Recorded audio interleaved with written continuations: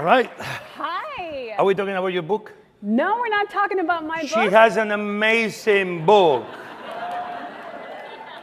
Remind me the title? Spanglish. Spanglish. The Heart of Puerto Rico. Qué bello.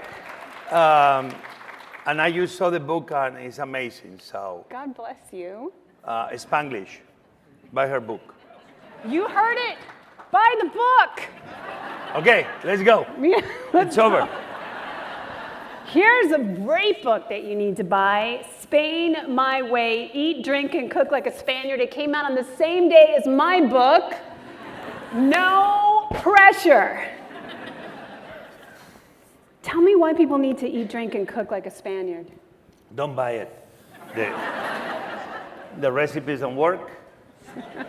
And I know you did a great job, but I'm not going to tell them that the recipes work. I want them to come to my restaurant. What chef will do a book so you don't come to his restaurant? Nobody. So don't buy the book. Come to my restaurant. Seriously, I want to know about what recipe in here means the most to you. I'm serious. Well, your book is about the stories. My book is about the stories. Recipes are stories. Every time ingredient, every time. How many of you don't have memories of dishes? Even the super dry turkey that you had last Thanksgiving. But your grandma made it, or your grandfather.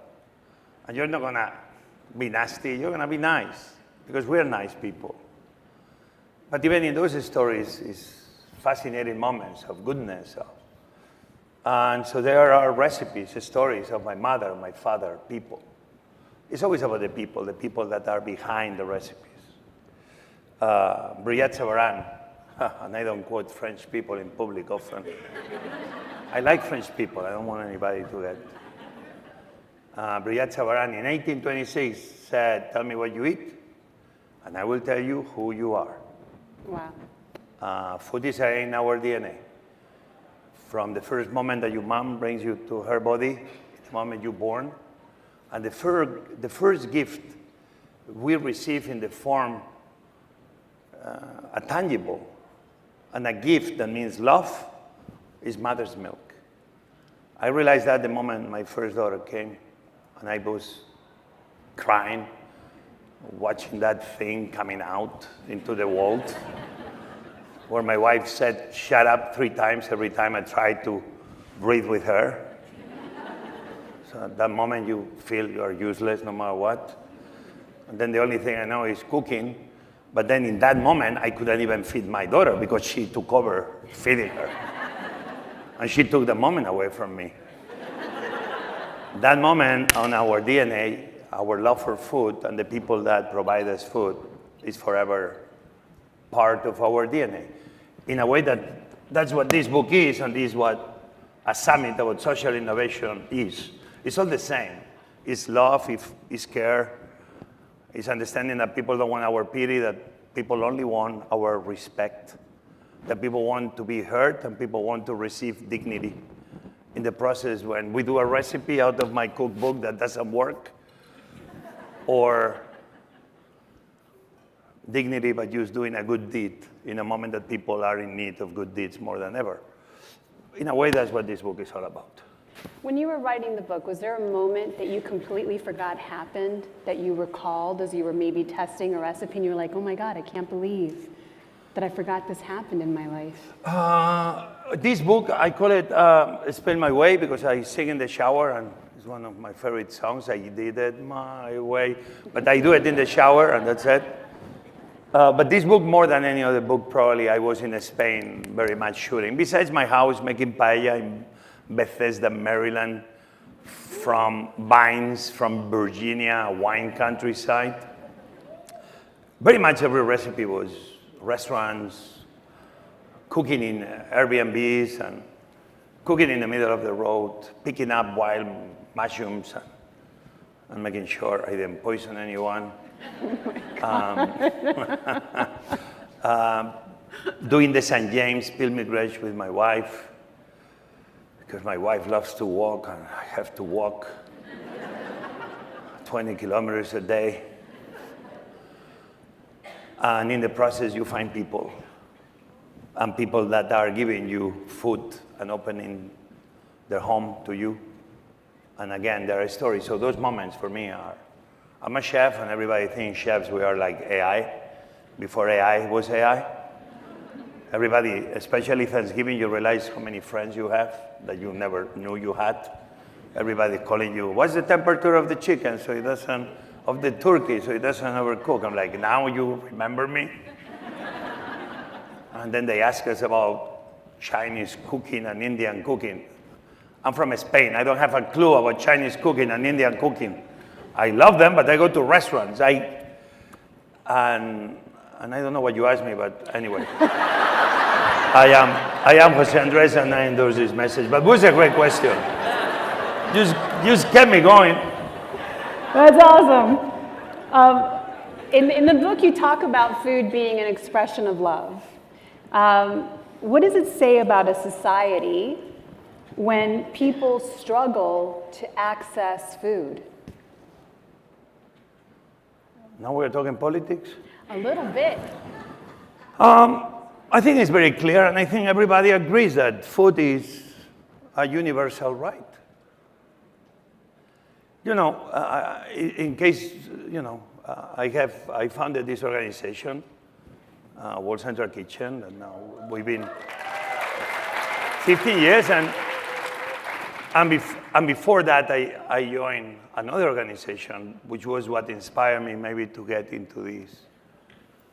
Not only food to feed the few, like my mom and ours used to do, feeding my brothers and myself,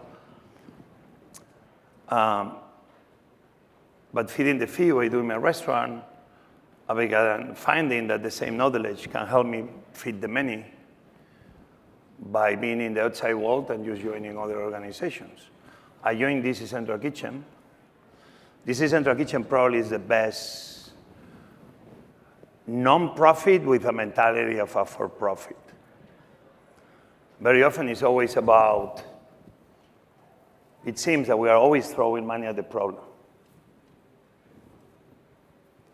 Because when we invest money in the non-profit world, we don't put the same effort as we do in the for-profit.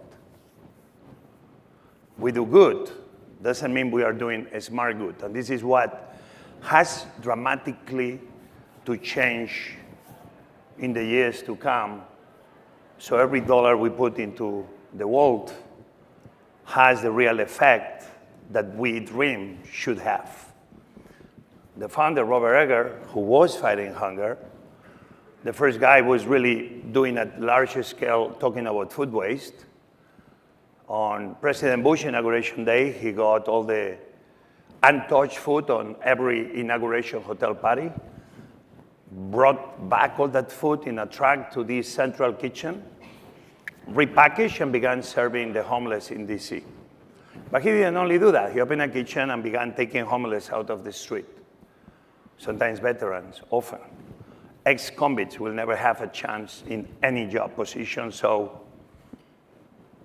people that never got a chance to belong, like as an immigrant, I did from the very first moment. And there I saw an organization that was fighting hunger and in the process giving dignity. But the same dollar to feed the homeless was achieving so much more. It was not only $1 to take the homeless out of the streets, to give a job, to give training to ex-convicts, but the same dollar will be to maintain the volunteer system of people who will come every day to produce 10,000, 20,000 meals a day. The same dollar will train those homeless to become cooks. The same dollar will make those ex-homeless and ex-convicts to become the teachers of the volunteers. That same dollar will get those people to learn a profession and graduate. And that same dollar will allow those men and women to be in the workforce so restaurants like mine across DC could hire them. Not only $1 thrown at the problem, but $1 multiplied by 5, achieving economic growth in the entire metropolitan area. Yeah. So this goes back to hunger. Hunger in a rich country like America is something that shouldn't be happening, but it does happen. We have food waste, but the problem is that we are not wasting food. we forget to talk about what is the most important thing. What we do is we waste people's life. And we're in the process of feeding the same people that produce the food are hungry themselves sometimes. In the last 5 to 10 years, we've been having the biggest disappearance of small farmers all across America. At the same time that we need to make sure that we diversify the food sources, because as a country, we will be better. As a country, we will be richer. Not only richer because the wealth we create, which is important, but richer because the diversity we create of people, of stories, of products, of vegetables. And in the process, we can be fighting hunger. At the end, we have hunger in America because it's not a political will. When I go to emergencies, as I mentioned before, I always realize that in the worst moments of America, the best of America shows up. There you don't see blue and red. There you don't see Republicans and Democrats. You see Americans helping Americans. If we will have this very simple approach to life in Congress, wouldn't be hunger in America, period.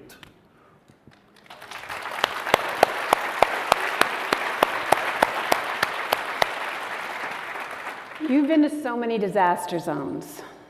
And you've seen what I'm sure are some incredibly devastating things. What is the difference between feeding somebody and actually seeing them? Well, I think World Central Kitchen was formed, obviously, in my experiences in this Central Kitchen. Then happens that across the restaurant, my first restaurant in DC, this is a commercial, Jaleo, 7th and E, 1993 was a house, red brick mortar, was the living quarters of a person, the person that, very important during the Civil War in the flying hospitals behind the front lines, very important in the missing soldiers office, creation, trying to find what happened to the soldiers that disappeared, and their families wanted to know where they lay, where they were buried. The person that created American Red Cross, Clara Barton herself. Clara Barton for me was a big lesson because I saw she had the power to heal the few through her experience as a nurse, like my mom. She put the same knowledge to heal the many and create organizations to take care of the many. I was fascinated by that power of that woman, a true American hero in so many ways. I realized very quickly that when we have a fire, we send firefighters, right? When we have an earthquake, we send search and rescue teams with dogs. And when you have an emergency and you need to bring food to people, who do you think should be the most prepared people to do that? Shit. Cooks. We always know where the food is. We always know where the kitchen is. We always know where the fire is. We know where the warehouses are. We know the people in the community that can help us with things we don't even know. And this was very much how World Central Kitchen began. The idea began almost in Katrina, but because I didn't go Katrina. I was watching in the comfort of my house, and forget the Long Nine, and forget all New Orleans and parts of Louisiana that were so badly hit, especially when the levees broke. But we had 20,000 people in the Superdome without food and water for over a week. An arena, everybody thinks it's a place for sports and music where you see Taylor Swift or the Atlanta Hawks. And everybody is wrong. An arena is a gigantic restaurant that entertains with the sports and musicians. Go to a baseball game. Nobody's watching the baseball game. Everybody's eating hot dogs like there is no tomorrow. There is Heimlich maneuvers every 5 minutes. Like, shit, can you munch the hot dog? That's the moment that I realized that you always see goodwill. If somebody is going to be doing something. But if that goodwill of people, we saw it in September 11, we see it very often in hurricanes. If you put that goodwill and you kind of package it, and you bring a very big effort, but everybody working in the same direction, you can be so powerful. So, only in the last very few years, Dorian was a category 5 in Bahamas. We reached 3.5 million meals. We reached 80,000 meals a day across 14 islands with 6 helicopters and 2 seaplanes and 1 boat with 2 helipads. Team Rubicon helped us a lot, especially in places like Abaco, to build 1 kitchen 30 days later, so we stopped using the helicopters. We went into the border with Ukraine in Poland, and without realizing we were inside Ukraine, before we knew, we were very much doing 1.5 million meals a day. Don't misunderstand me. Ukraine has enough food to feed themselves and to feed 500 million people around the planet. And you will say, then why World Central Kitchen was in Ukraine if they have food? Because World Central Kitchen doesn't really do food. Food for us is the minimum. It's almost like, if we are in one place, we're gonna cook and we're gonna provide water. And probably other things too. What we really do is we create systems of distribution. What happens sometimes in an emergency, everybody gets in a big room like this, and they can be for days talking about what the response may be. This is no way to handle humanitarian emergency response. Usually, when you go to the headquarters of World Central Kitchen, in the first day of the emergency, the room like this will be empty. Why? Because everybody is with boots on the ground, in ground zero, identifying the data we imagine about the destruction that is real. We contact the people one by one. We contact the local leaders one by one. We find what restaurants survive, what food trucks maybe survive, where are the warehouses. In the process, we bring food, but already from the very beginning, we are in the ground, next to the people, listening to the people, watching in real time what the situation is. And that's why sometimes it seems that exponentially we can go from 1,000 meals to 1 million meals in a matter of days, in a matter of weeks, if not days. In Gaza, a few months ago, because need, not because we wanted to show how cool we are, the people of Gaza were hungry. And we had to announce a big number. We announced 1 million meals, that we were going to reach 1 million meals a day. It seemed very difficult because we barely were doing 150,000, and was a lot of complications of why maintaining that number was even difficult. But we didn't give up. Why? Because sometimes the situation of the people cannot allow you to give up. We built more than 90 kitchens, 25 bakeries, thousands of Palestinians trained. We reach 1 million meals a day. We done in Ukraine more than 400 million, and in Gaza we are probably close to 450 million. In the first day of the terrorist attack against Israel, the brutal attack, October 8th, World Central Kitchen was in Israel. I had people that asked me, why are you in Israel? Israel can take care of themselves. I'm like, well, not really. We were in every kibbutz making sure that the people were taken care of. Why? Because the people of Israel needed our help. Next day, we were in Gaza. And I had people tell me, why are you in Gaza? Because the people of Gaza need our help. When they began asking me, are you pro this or are you pro that? I'm pro both. I'm pro the majority who want good things for the majority. The actions of the few cannot be bringing the worst demons that we have within. And at the end, what food is that? It's hope. What we do is more than food, right? Is when you show up in an emergency, you're sending a message that people are not alone, that you care. And when you create the systems of distribution, sometimes you do medical evacuations, because sometimes you are the first one to arrive and nobody else is there. Sometimes you bring medicines. Not because we do medicines, but sometimes people need urgent medicines, and because we have the systems of distribution, we are able to bring medicines.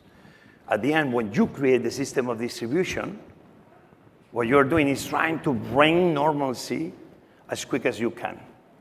You cannot rebuild the destruction, but you can create this sense that things are going to back to normal sooner. And this gives all the hope sometimes that people need to don't give up, to don't look down, but to look up at a future that is hopeful. That's why it's so important that in emergencies we are next to the people from the first moment, from the first hour. And every day we delay the response is one day too late. That's why it's so important. The urgency of now in emergencies is yesterday. That's beautiful. So the theme today is food as a source for good. But what's a problem that we have mistakenly expected food to solve that food alone really cannot solve? My father always put me in charge of making the fire. It's okay, the camera is following me? Yeah, I'm going to stay next to you. One of the biggest problems we have today is that close to 4 billion people on planet Earth still cook with fossil fuels. The poor are poor because sometimes being poor is highly expensive. Can you believe in Pétionville, the richest part in Port-au-Prince, you pay less for a kilo of rice than the poor villages in the mountains? A person that makes $2 a day pays more for rice than in the most high-end expensive neighborhood in Pétionville.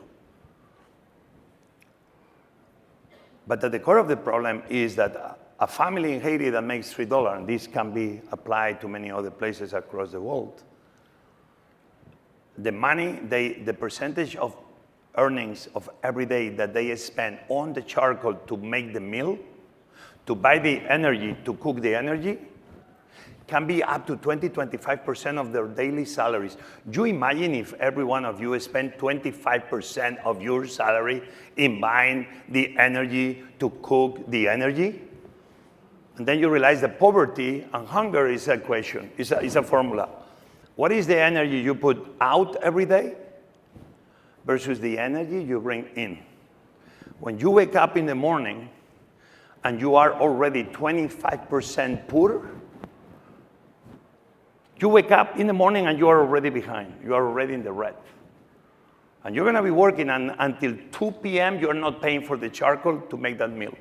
Still, you have to work to buy the food.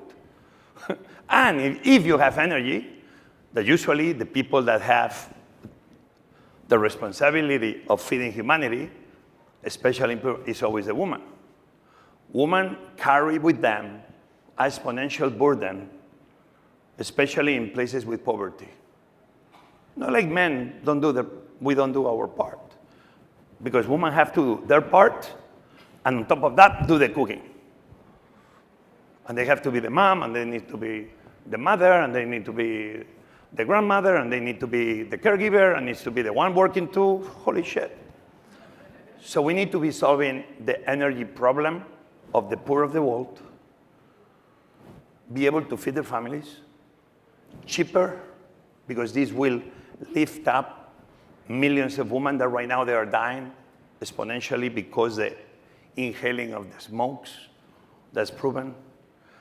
The deforestation that happens by cutting the trees to make the charcoal creates a lot of problems in every one of those countries. Women, young girls don't go to school because they send them to the forest to cut the trees. Because the boys, they go to school, the girls, they send them to the forest. And this is happening across the world. We can be talking about the food, but one of the most important things, we need to be investing time and effort at the government's level, at the UN level, at the foundations level, is to make sure that we will provide cleaner energy to the poor of the world. This is a way that we can move hundreds of millions above the poverty level.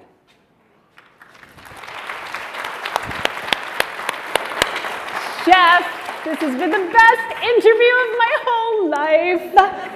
You're a good interviewer. I love you so much. The name of the book, you guys, Spain My Way, Eat, Drink, and Cook Like a Spaniard, available everywhere books are sold. Please get a copy of this book. It's got some beautiful stories. But we have 10 seconds. 10 seconds, okay. I mentioned Riyad Sabaran, right? Tell me what you eat and I'll tell you who you are.